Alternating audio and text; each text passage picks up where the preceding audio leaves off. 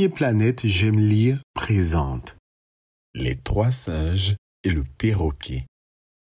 Une histoire écrite par Lamine Dramé, illustrée par Yasha et racontée par Herman Boni. Il était une fois, il y a très longtemps, quand les animaux se promenaient librement sans imaginer que quelqu'un voudrait un selfie avec eux, trois singes spéciaux qui vivaient dans la grande forêt.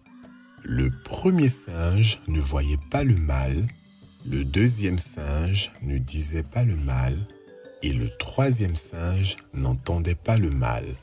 Malgré leurs différences, les trois singes étaient les meilleurs amis du monde. Un jour, en marchant dans la forêt, les trois singes rencontrent la panthère noire, la reine des animaux. La panthère noire est si charmée par l'amitié des trois singes qu'elle leur fait don d'un formidable pouvoir,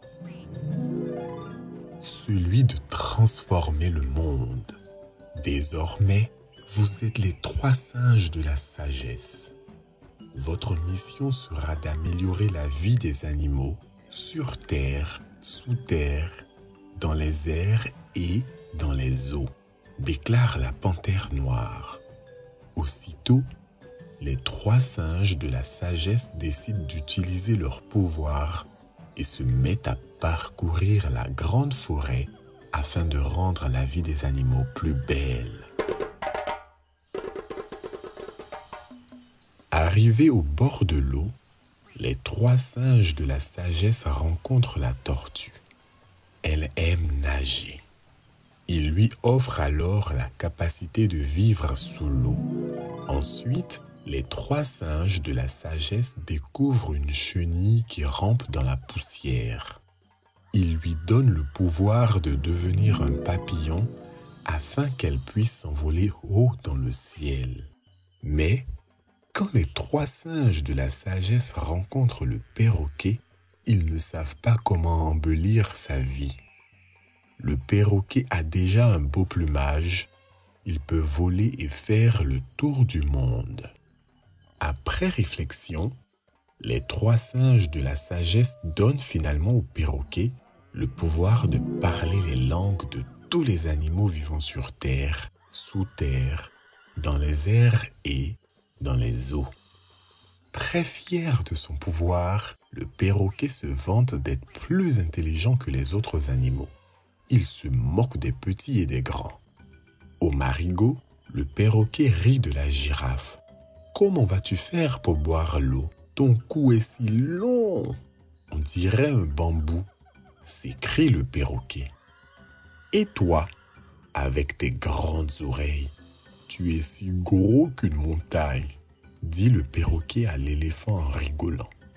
Le perroquet voit le zèbre qui s'avance timidement vers le marigot. « Oh, mais tu n'es ni un cheval, ni un âne. Tu n'es ni noir, ni blanc. » lance le perroquet. Le zèbre s'en va, vexé, pendant que le perroquet continue de rire et de se moquer. Du haut de son trône, la panthère noire observe avec chagrin les moqueries du perroquet envers les autres animaux.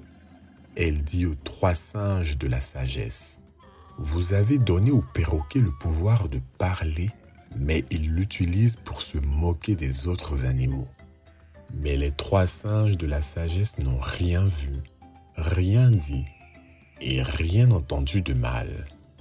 Allez vérifier par vous-même, car après tout, il ne faut jamais écouter les rumeurs, conseille la panthère noire. Le lendemain, le premier singe se transforme en girafe, le deuxième singe en éléphant et le troisième singe en zèbre. Ensemble, ils se dirigent vers le marigot.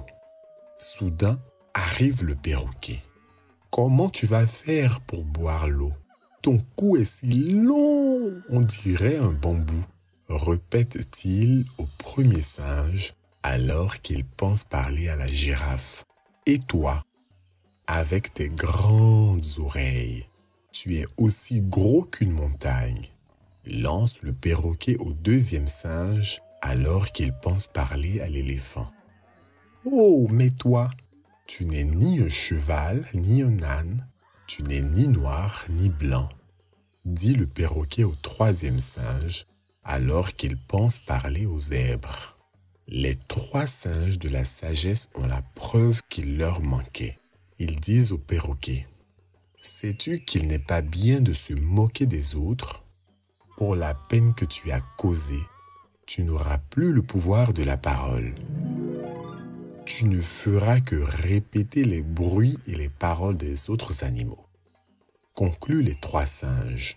C'est depuis ce jour que le perroquet ne fait que répéter ce que les autres disent.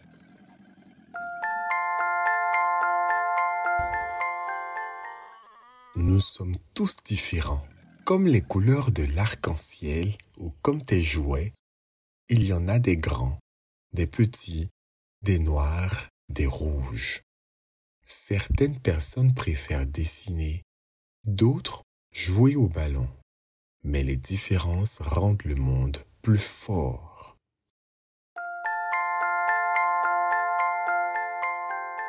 En plus de l'histoire, faites découvrir à votre tout petit dans le magazine Mes Premiers Planètes J'aime lire un imagier pour l'aider à nommer ce qui l'entoure, une comptine à chanter pour éveiller et des jeux pour apprendre en s'amusant. Pour en savoir plus, rendez-vous sur www.bayard-afrique.com. Avec papa et maman, on découvre la lecture à travers l'aventure. Mes premiers planètes, j'aime lire. Des lettres forment des mots